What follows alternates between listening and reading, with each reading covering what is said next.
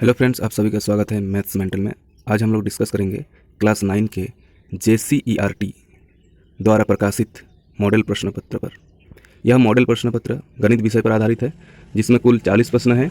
सभी प्रश्नों के उत्तर अनिवार्य हैं। प्रत्येक प्रश्न के 4 विकल्प दिए गए हैं। सही विकल्प का हमें चयन करना है। गलत उत्तर के लिए कोई अंक नहीं काटे जाएंगे। तो चलिए वीडियो की शुरुआत करते हैं। इसका पहला सवाल है, निम्नलिखित में से कौन परिमेय संख्या है? निम्नलिखित में कौन परिमेय संख्या है? तो इसका आंसर हो जाएगा डी नंबर। डी नंबर क्यों होगा इसका आंसर? क्योंकि √2 को हम लोग 15 लिख सकते हैं। आज का पहला सवाल है, क्वेश्चन नंबर 1 क्या है? निम्नलिखित में से कौन परिमेय संख्या है? तो इसमें परिमेय संख्या कौन सा है ना? परिमेय संख्या क्या होता है, जिसे P/Q के फॉर्म में हम लोग लिख सकते हैं। P/Q के फॉर्म में लिख सकते हैं, where Q not equal to 0 होता है एंड P/Q क्या होता है? इंटीजर्स होता है। तो यहाँ पर ऑप्शन नंबर डी सही आंसर हो जाता है, क्योंकि √2 को हम लोग कितना लिख सकते हैं? 15 लिख सकते हैं। और 15 को हम लोग P/Q के फॉर्म में लिख सकते हैं। और जितना सारा ऑप्शन दिया गया है उसको हम लोग P/Q के फॉर्म में नहीं लिख सकते हैं, इसलिए इसका आंसर हो जाएगा √2 नेक्स्ट क्वेश्चन देखते हैं। नेक्स्ट क्वेश्चन क्या है? निम्नलिखित में कौन सी संख्या 3 और 4 के बीच स्थित है? तो 3 और 4 के बीच कौन सी संख्या स्थित है? 7/2, क्योंकि 7/2 इक्वल टू क्या होता है? 3.5 हो जाता है। तो इसका आंसर हो जाएगा 3.5 यानी 7/2। नेक्स्ट क्वेश्चन है, √5 - √2 इंटू √5 प्लस √2। तो ये कौन सा फॉर्मूला में आ जा रहा है? a minus B whole into A plus B. तो इसका फॉर्मूला क्या होता है? a² - b², यानी क्या हो जाएगा? √5 का स्क्वायर माइनस √2 का स्क्वायर। तो √5 का स्क्वायर होता है 5 और √2 का स्क्वायर होता है 2। तो 5 माइनस 2 कितना हो जाता है? 3। तो इसका आंसर हो जाएगा 3, यानी option number D. Next question है, क्वेश्चन नंबर 4, 32 टू बाई 5 बराबर है। ठीक है, तो 32 को हम लोग लिख सकते हैं 2 का पावर 5 और पावर में क्या है? 2/5। तो 5 इंटू 2/5 करते हैं तो 5 कैंसिल हो जाता है, तो 2 का पावर क्या बचता है? 2, यानी 2 का पावर 2 इक्वल टू क्या हो जाएगा? 4। तो इसका आंसर हो जाएगा option number B. Next question है, इनमें से कौन एक बहुपद नहीं है? तो इसका आंसर हो जाएगा सीधा सी नंबर, क्योंकि सी नंबर में आप देख सकते हैं जो वहाँ पर वेरिएबल है और वेरिएबल का जो पावर है क्या हो रहा है? -1 हो जा रहा है। तो हम लोग जानते हैं कि बहुपद का पावर होल नंबर में होता है, लेकिन यहाँ पर इंटीजर्स में आ रहा है, इसलिए इसका सही आंसर हो जाता है option number C. Next question है क्वेश्चन नंबर 6। क्वेश्चन नंबर 6 क्या कहता है ना? बहुपद x - 2 का शून्यक कौन है? तो हम लोग x - 2 का शून्यक कैसे निकालते हैं ना? लिखेंगे x - 2 equal to 0, then x equal to क्या होगा? इधर माइनस x हट गया तो प्लस x इक्वल टू 2। तो इसका सही आंसर हो जाता है option number C. Next question है, बहुपद 5x³ + 4x4 + 7x + 12 का घात क्या होगा? तो इसमें highest power of the variable कितना है ना? 4 है, तो इसका आंसर 4 हो जाएगा सीधा। नेक्स्ट क्वेश्चन है क्वेश्चन नंबर 8। क्वेश्चन नंबर 8 क्या है? क्वेश्चन नंबर 8 है, यदि बहुपद Px = x³ + x² + x + 1 को x + 1 से विभाजित किया जाता है तो शेषफल का मान क्या होगा? तो शेषफल का मान कैसे निकालेंगे ना? पहले हम लोग क्या करेंगे? x + 1 जो है x + 1 = 0 लिखते हैं, देन x = -1 होगा। तो इसका जो शेषफल यानी रिमाइंडर जो है कैसे निकालेंगे ना? Rx = हम लोग लिखेंगे P ऑफ -1, यानी x के प्लेस में हम लोग क्या करेंगे? -1 रखेंगे, तो हमें लास्ट में क्या मिल जाएगा? 0 मिल जाएगा, यानी रिमाइंडर क्या मिल जाता है? शेषफल क्या मिल जाता है? 0। तो इसका आंसर हो जाएगा ऑप्शन नंबर ए। ये रिमाइंडर थ्योरम का यूज करके हम लोग बना रहे हैं। ठीक है, क्लियर। नेक्स्ट है क्वेश्चन नंबर 9। क्वेश्चन नंबर 9 क्या है? एक्स अक्ष पर स्थित किसी बिंदु का निर्देशांक निम्न में किस रूप का होता है? तो एक्स अक्ष पर मान लीजिए कोई बिंदु स्थित है, एक्स अक्ष पर मान लीजिए कोई बिंदु स्थित है, तो उसका निर्देशांक क्या होता है? कोऑर्डिनेट क्या होता है? तो एक्स अक्ष पर हम लोग जानते हैं वाई क्या होता है? 0 होता है। एक्स अक्ष पर वाई क्या होता है? 0 होता है। तो ऑप्शन नंबर सी इसका सही आंसर हो जाता है। ठीक है, नेक्स्ट क्वेश्चन है क्वेश्चन नंबर 10। मूल बिंदु का निर्देशांक क्या होता है? तो मूल बिंदु का निर्देशांक होता है 0,0। नेक्स्ट क्वेश्चन है, बिंदु 0,-7 कार्तीय तल में कहाँ स्थित है? 0,-7 कहाँ पर स्थित है? द्वितीय चतुर्थांश में है, चतुर्थ चतुर्थांश में है, या एक्स अक्ष पर है या वाई अक्ष पर? तो यहाँ एक चीज़ हम देख पा रहे हैं कि एक्स का वैल्यू क्या है? 0 है। तो एक्स का वैल्यू 0 कहाँ होता है? वाई एक्सिस पर होता है। तो इसका आंसर हो जाएगा option number D. Next question है क्वेश्चन नंबर 12। यदि x = 1 और y = 2 रेखिक समीकरण 3x + 2y = k का एक हल है तो k का मान याद कीजिए। तो हम इसको कैसे बनाएंगे ना? x के प्लेस में हम लोग रख देंगे 1, दैट्स मीन 3 × 1 + 2, y के प्लेस में रख देंगे 2। तो 3 × 1 क्या होता है? 3 हो जाता है, और 2 × 2 कितना हो जाता है? 4, और 4 + 3 कितना होता है? 7। तो ऑप्शन नंबर ए इसका सही आंसर हो जाता है। नेक्स्ट क्वेश्चन है क्वेश्चन नंबर 13। क्वेश्चन नंबर 13 क्या है? एक्स अक्ष का समीकरण क्या होगा? एक्स अक्ष, तो एक्स अक्ष का समीकरण हो जाएगा y = 0। नेक्स्ट है रैखिक समीकरण 2x + y = 5 का हल क्या है? यानी x और y का वैल्यू क्या होगा? तो देखिए x का वैल्यू अगर हम लोग 2 रखते हैं, ऑप्शन नंबर सी को ध्यान से देखिए कि x का वैल्यू अगर 2 रखते हैं तो 2 × 2 = 4 हो जाता है, और y का वैल्यू 1 रखते हैं तो 1, तो 4 + 1 5। तो इसलिए इसका आंसर हो जाता है x = 2 and y = 1, option number C is the right answer. Next है, यूक्लिड का कथन है कि सभी समकोण एक दूसरे के बराबर होते हैं, निम्न रूप दिया गया है। ये एक अभिधारणा है, यूक्लिड का एक अभिधारणा है। कि सभी समकोण एक दूसरे के बराबर होते हैं। नेक्स्ट क्वेश्चन है, दिए हुए बिंदु से होकर कितनी रेखाएं खींच सकते हैं। तो एक बिंदु दिया है, उससे हम लोग कितने रेखा खींच सकते हैं, बहुत सारा खींच सकते हैं। अनंत इसका आंसर होगा। 70 डिग्री का पूरक कोण का मान क्या होगा, तो 70 डिग्री का पूरक कोण यानी 70 के साथ क्या ऐड करें कि वो 90 हो जाए, तो 20 डिग्री, तो इसलिए इसका आंसर हो जाएगा ऑप्शन नंबर सी। यदि एक त्रिभुज का एक कोण शेष दो कोणों के योग के बराबर हो तो वह त्रिभुज क्या होगा, समकोण त्रिभुज होगा, क्योंकि समकोण त्रिभुज में एक कोण 90 डिग्री है और बाकी दो कोण है, उसका योगफल कितना होगा, 90 डिग्री, इसलिए इसका आंसर हो जाता है 90 डिग्री यानी समकोण त्रिभुज। नेक्स्ट क्वेश्चन है क्वेश्चन नंबर 19। क्वेश्चन नंबर 19 में क्या कहता है कि आकृति में x का मान क्या होगा। तो यहाँ पर जो x है ये क्या है, त्रिभुज के बाह्य कोण है। तो त्रिभुज के जो बाह्य कोण होते हैं वो क्या होते हैं, इसका जो बाह्य कोण होते हैं, त्रिभुज के जो बाह्य कोण होते हैं वो किसके योगफल के बराबर होते हैं, तो बाकी जो दो कोण हैं यानी अपोजिट एंगल जो दो है यानी 50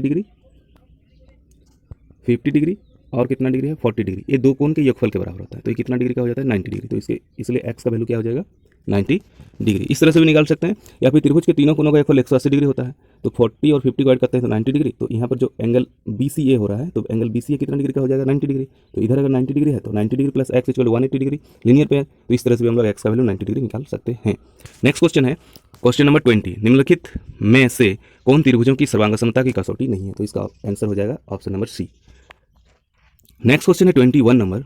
ट्राइंगल ABC में यदि AB बराबर AC और angle ACB is equal to 70 degree हो तो एंगल ABC का मान क्या होगा। तो एक ट्राइंगल बनाते हैं, पहले एक ट्राइंगल बनाते हैं, इसका नाम दे देते हैं A, B और C, जिसमें क्या है AB इक्वल टू AC है और एंगल ACB ये 70 डिग्री दिया है, ठीक है। तो ABC यानी A वाला एंगल कितना होगा, तो हम लोग जानते हैं कि किसी त्रिभुज में समान भुजा के समकोण बराबर होते हैं, तो एंगल ACB और एंगल ABC ये दोनों इक्वल हो रहे हैं, तो एंगल ABC का वैल्यू क्या हो जाएगा 70 डिग्री, ठीक है। नेक्स्ट क्वेश्चन है क्वेश्चन नंबर 22। एक चतुर्भुज के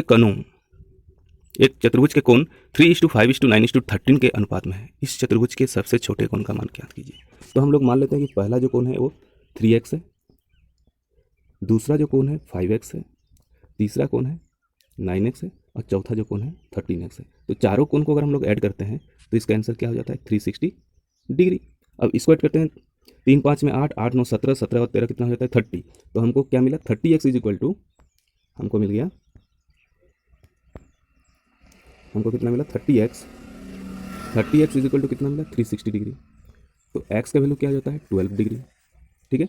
तो सबसे छोटा कोण जो है, तो इसमें अनुपात में हम देख पा रहे हैं कि 3 सबसे छोटा है, तो इसका आंसर हो जाएगा 3 × 12 डिग्री, दैट मीन्स 36 डिग्री। तो इसका आंसर हो जाता है option number A. Next question है 23 नंबर। 23 नंबर क्या है, किसी चतुर्भुज को भुजाओं के मध्य बिंदु को एक क्रम से मिलाने वाले रेखाखंडों द्वारा बना चतुर्भुज एक डैश होता है। तो ये हो जाएगा इसका आंसर समांतर चतुर्भुज, पैरेललोग्राम, क्लियर। नेक्स्ट क्वेश्चन है, आकृति में ABCD एक समांतर चतुर्भुज है जिसमें BC दिया गया है 7 सेंटीमीटर और AE दिया गया है 5 सेंटीमीटर। तो समांतर चतुर्भुज का क्षेत्रफल क्या है, तो इसमें देखिए BC दिया गया है 7 सेंटीमीटर और AE दिया गया है 5 सेंटीमीटर। तो समांतर चतुर्भुज का क्षेत्रफल क्या होता है, आधार गुना ऊंचाई होता है। तो आधार कितना हो जाता है, आधार है आपका 7 और ऊंचाई क्या होता है 5, तो इसका आंसर हो जाएगा 35, इसलिए इसका आंसर हो जाता है 35 सेंटीमीटर स्क्वायर। नेक्स्ट क्वेश्चन है 25 नंबर। एक समांतर चतुर्भुज और एक त्रिभुज एक ही आधार और एक ही समांतर रेखाओं के बीच स्थित है।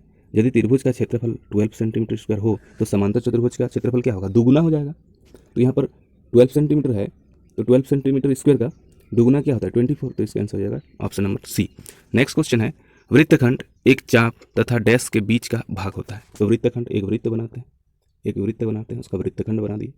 तो इसमें आप देख पा रहे हैं कि एक चाप है और एक क्या है, ये जो हम ड्रॉ किए हैं क्या है, जीवा है। तो इसका आंसर हो जाएगा जीवा, यानी वृत्तखंड क्या होता है, एक चाप तथा जीवा के बीच का स्थान होता है।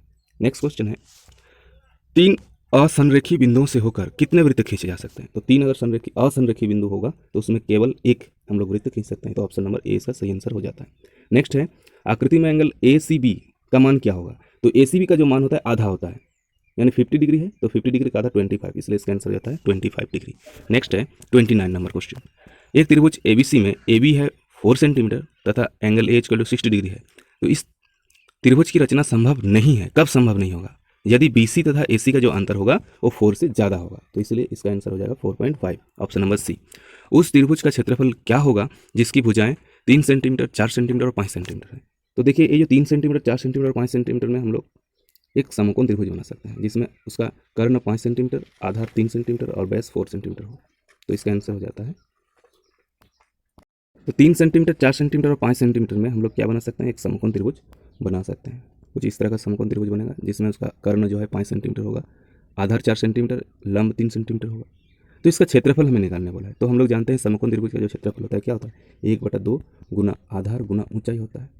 तो 2 2 जा 4 यानी 2 3 जा कितना होगा 6। तो इसका आंसर हो जाएगा 6 सेंटीमीटर स्क्वायर। तो ऑप्शन नंबर सी इसका सही आंसर हो जाता है। नेक्स्ट क्वेश्चन है, उस समबाहु त्रिभुज का क्षेत्रफल क्या होगा जिसकी भुजा 6 सेंटीमीटर है। तो हम लोग जानते हैं समबाहु त्रिभुज का जो क्षेत्रफल होता है क्या होता है, √3/4 इंटू एक भुजा का स्क्वायर यानी 6 इंटू 6 हो जाता है। तो 6 इंटू 6 36 होता है, 36 को 4 से डिवाइड करते हैं तो 9। तो इसका आंसर हो जाएगा 9√3। तो ऑप्शन नंबर 1 इसका सही आंसर हो जाता है। तो 31 का आंसर हो जाता है option number A. Next question है 32 नंबर, आर त्रिज्या वाले गोले का आयतन क्या होता है। तो गोले का आयतन हम लोग जानते हैं 4/3 πr होता है। तो इसका ऑप्शन नंबर डी सही आंसर हो जाता है। आर त्रिज्या तथा एच ऊंचाई वाले बेलन का कुल पृष्ठ क्षेत्रफल क्या होता है। तो बेलन का कुल पृष्ठ क्षेत्रफल होता है 2πrh प्लस 2πr²। नेक्स्ट है, एक घन का आयतन 512 सेंटीमीटर क्यूब है। तो घन का कुल पृष्ठ क्षेत्रफल क्या होता है, तो घन का कुल पृष्ठ क्षेत्रफल होता है 6l²। तो इसके लिए हम एक उसका जो एल है या फिर उसको साइड बोल सकते हैं, ठीक है, उसका किनारा बोल सकते हैं, उसका लंबाई हमें पता होना चाहिए। तो घन का आयतन होता है a³ या फिर l³ होता है। तो l³ = दिया गया है 512। तो l = क्या हो जाएगा 8 हो जाएगा, यानी उसका एक किनारा हमें पता चल गया कि 8 होगा। तो हम क्या करेंगे, उसका कुल पृष्ठ क्षेत्रफल कैसे निकालेंगे ना, 6l², दैट मीन्स 6 × 8 × 8। तो ये हो जाता है 6 × 64। 6 × 64 कितना हो जाता है, ये हो जाएगा आपका 6 4 जा 24, कैरी 2 6 6 जा 36, 38, 384 इसका आंसर हो जाता है, यानी ऑप्शन नंबर बी इसका सही आंसर हो जाता है। नेक्स्ट क्वेश्चन है 35 नंबर, एक शंकु की त्रिज्या ऊंचाई 10 सेंटीमीटर तथा आधार की त्रिज्या है 7 सेंटीमीटर। तो शंकु का वक्र पृष्ठ क्षेत्रफल क्या होता है, फॉर्मूला होता है πr/l। पाई का वैल्यू होता है 22/7, आर का वैल्यू यहाँ पर दिया गया है पहले से 7 और एल का वैल्यू दिया गया है 10। तो 7 7 कैंसिल हो जाता है, 22 × 10 क्या हो जाता है 220। इसका आंसर हो जाएगा 220, option number D. Next question है 36 नंबर, प्रथम 5 प्राकृतिक संख्याओं का माध्य क्या होगा। तो प्रथम 5 प्राकृतिक संख्या 1 2 3 4 एंड 5। तो इसका माध्य निकालेंगे तो डिवाइड बाई 5 कर देंगे। तो 1 से लेकर के 5 तक अगर हम लोग ऐड करते हैं तो हमें मिलता है 15। तो 15 को हम लोग 5 से डिवाइड कर देंगे तो इसका आंसर क्या हो जाएगा 3। तो इसका आंसर हो जाएगा option number B. Next question है 5 2 3 5 4 11 5 5 6 इस तरह से दिया गया है। हमें 5 की बारंबारता क्या है, यानी 5 कितना बार है 1 2 3 4 5 6। तो 6 टाइम्स 5 आया है, तो इसका आंसर हो जाएगा 6। वर्ग अंतराल 10 से 20 का वर्ग चिन्ह क्या है। तो वर्ग चिन्ह कैसे लिखते हैं, वर्ग चिन्ह यानी क्लास मार्क कैसे निकालते हैं, upper limit plus lower limit by 2 करते हैं। तो ये हो जाएगा 20 + 10 यानी 30। 30 को 2 से डिवाइड करेंगे तो कितना हो जाएगा 15। तो इसका आंसर हो जाएगा 15, ऑप्शन नंबर सी इसका सही आंसर होता है। नेक्स्ट क्वेश्चन है 39 नंबर, एक पासे को 1000 बार फेंकने पर प्राप्त परिणाम 3 की बारंबारता 150 है। तो इसकी प्रायिकता क्या होगा, तो इसका प्रायिकता हो जाएगा 150/1000। तो इसको अगर हम लोग कैंसिल करते हैं तो हमें मिलता है 5 3 जा 15 एंड 5 20 100, यानी इसका आंसर हो जाता है 3/20। तो 3/20, option number C is right answer. Next है असंभव घटना की प्रायिकता क्या होती है। तो असंभव घटना हुआ ही नहीं तो उसकी संभावना क्या होगा 0। तो ऑप्शन नंबर सी इसका सही आंसर हो जाता है। वीडियो अगर अच्छा लगे तो लाइक शेयर जरूर कीजिए। धन्यवाद।